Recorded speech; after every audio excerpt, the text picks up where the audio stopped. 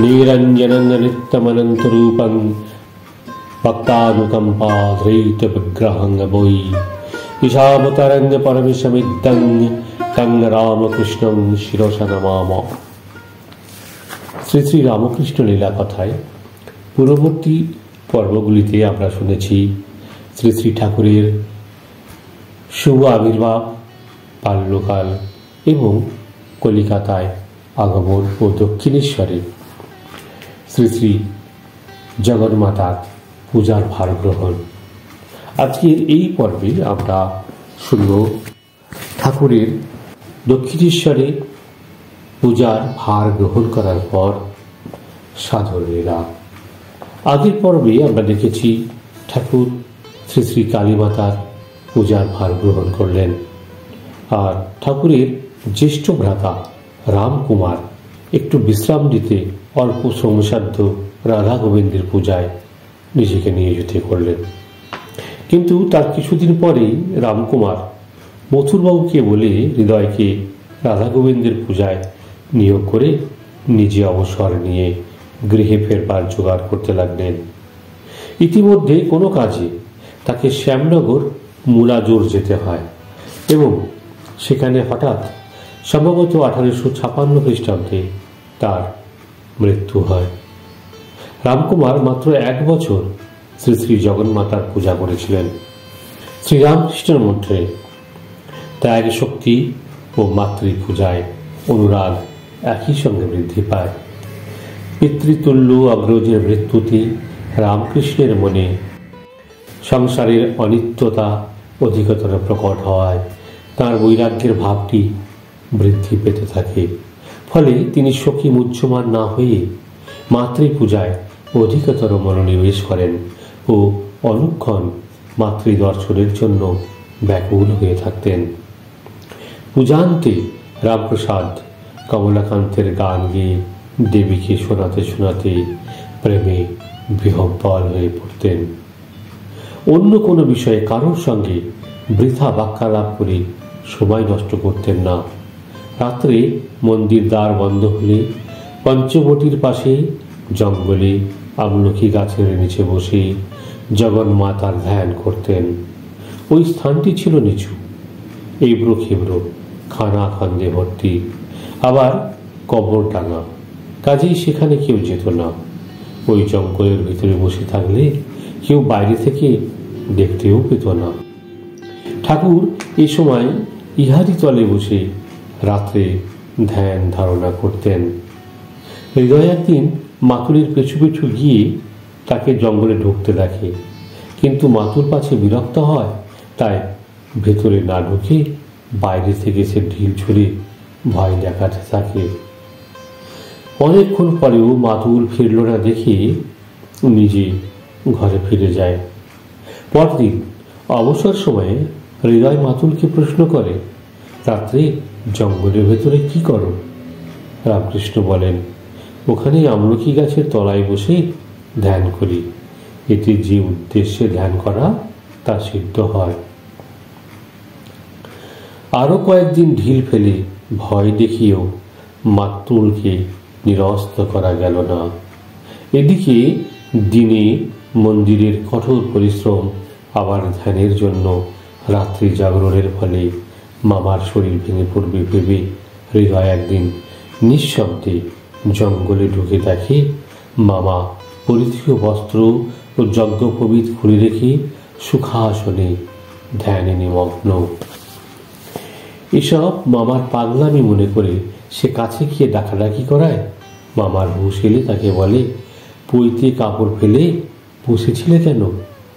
উত্তর এলো, তুই কি জানিস? এরূপ পাশমুক্ত হয়ে ধ্যান করতে হয়।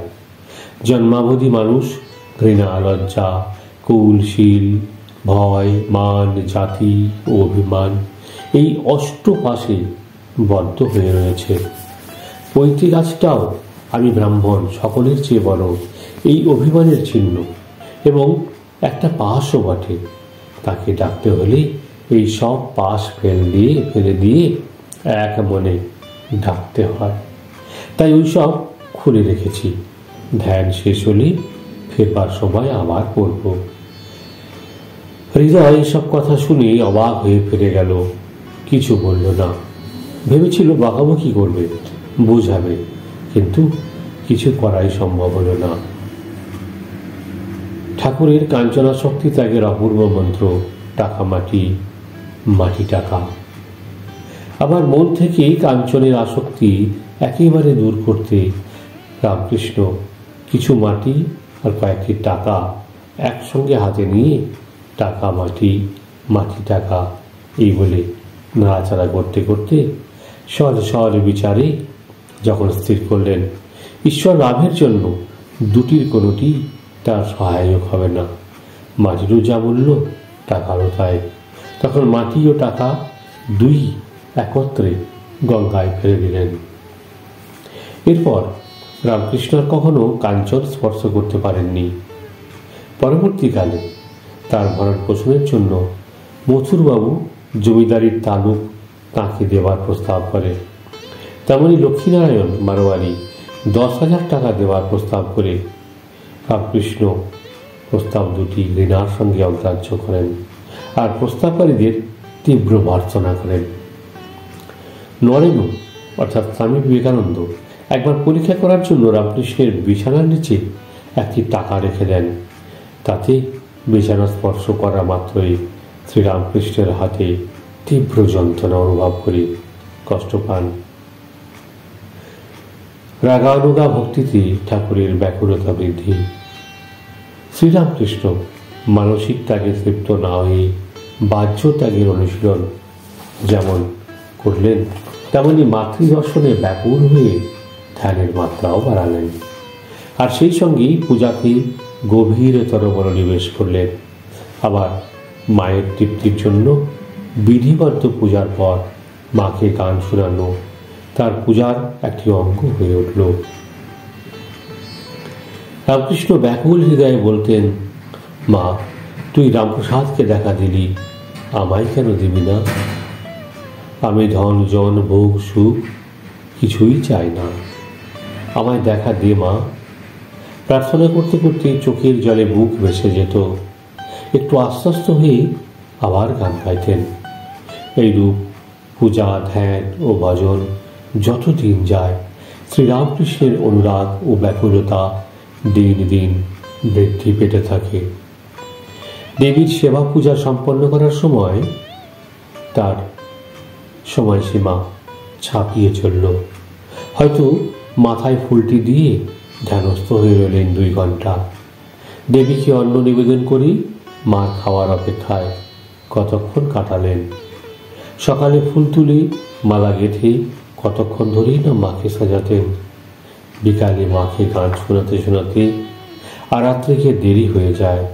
আবার আরাত্রিক আরম্ভ হলে তার থামতেই চায় না। গভীর নিষ্ঠা, ভক্তি ও ব্যাকুলতা সহকারে রামকৃষ্ণের এই পূজাকে বিধি বহির্ভূত মনে করে মন্দিরের লোকজন বিদ্রুপ করে ও মথুরবাবুকে খবর দেয়। এদিকে পূজার পরের দিন ঐরূপ পূজায় অবিচল থাকায় তার প্রতি তাদের শ্রদ্ধা অনেক বেড়ে যায়। মথুরবাবু শ্রীরামকৃষ্ণের পূজা আদি দেখে হৃষ্টচিত্তে রানীকে বলেন, অদ্ভুত সুযোগ পাওয়া গেছে, দেবী বোধহয় শীঘ্রই জাগ্রত হয়ে উঠবেন। শ্রীরামকৃষ্ণের জগন্মাতাকে প্রথম দর্শন। মনের অনুরাগ ও ব্যাকুলতা ক্রমান্বয়ে বৃদ্ধি পাওয়ায় শ্রীরামকৃষ্ণের আহার নিদ্রা কমে গেল। মাথায় রক্তের চাপ বেড়ে গেল, বক্ষস্থল আরক্তিম হয়ে উঠল, তবু মাতৃদর্শন হল না। ফলে তার মন অশান্ত হয়ে উঠল। একদিন হৃদয়টাকে গামছা নিগড়ানোর মতো নিগড়ানো হচ্ছে, এমন অসহ্য যন্ত্রণায় আকুলভাবে কাঁদতে কাঁদতে তিনি বলছেন, মা, এত যে ডাকছি তুই কি কিছুই শুনছিস না? রামপ্রসাদকে দেখা দিলি, আমাকে কেন দেখা দিবি না? আমি কি এই জীবনে তোর দেখা পাবো না? তবে এই জীবন রেখে কি লাভ? রামকৃষ্ণ পরবর্তীকালে বলতেন, এমন সময় সেখানে দেওয়ালে টাঙানো খড়গটির দিকে হঠাৎ নজর পড়ায় উন্মত্তের মতো ছুটে গিয়ে যেমন সেটিকে ধরেছি জীবনের অন্ত করার জন্য। অমনি হঠাৎ মায়ের অদ্ভুত দর্শন পেলাম ও সংজ্ঞা হারিয়ে পড়লাম। সেদিন ও পরদিন কিভাবে কেটেছে কিছুই জানি না, তবে অন্তরে এক আনন্দের স্রোত ও মায়ের সাক্ষাৎ প্রকাশ উপলব্ধি করেছিলাম। তিনি একদিন অন্যভাবে বলেছিলেন, ঘর দ্বার মন্দির সব যেন কোথায় লুপ্ত হলো, কেবল অসীম চেতন জ্যোতি সমুদ্রের উজ্জ্বল ঢেউগুলি সগর্জনে এগিয়ে এসে আমার উপর পড়ে আমাকে তলিয়ে নিয়ে গেল। আমি সংজ্ঞা হারালাম। মনে হয় এই সময়ে চৈতন্য ঘন জগদম্বার বরাভয় করা মূর্তির দর্শনও তিনি পেয়েছিলেন, কারণ সংজ্ঞা একটু ফিরতেই তার মুখে কাতর মা মা ডাক শোনা গেছিল। শ্রী শ্রী রামকৃষ্ণ লীলা কথায় আমরা আজ শুনলাম ঠাকুরের দক্ষিণেশ্বরের মাতৃসাধনা ও প্রথম ঈশ্বর দর্শন। পরবর্তী পর্বে আমরা শুনব মায়ের অবিরাম দর্শনের প্রয়াস ও প্রত্যক্ষ সফল। ঠাকুরের লীলা কথায় আমরা প্রতিনিয়ত শুনতে থাকব ঠাকুরের জীবনের সাধন ও লোকশিক্ষার কাহিনী। এছাড়াও আমাদের এই চ্যানেলে আমরা প্রকাশ করে থাকি প্রতিনিয়ত শ্রী শ্রী রামকৃষ্ণ কথামৃত।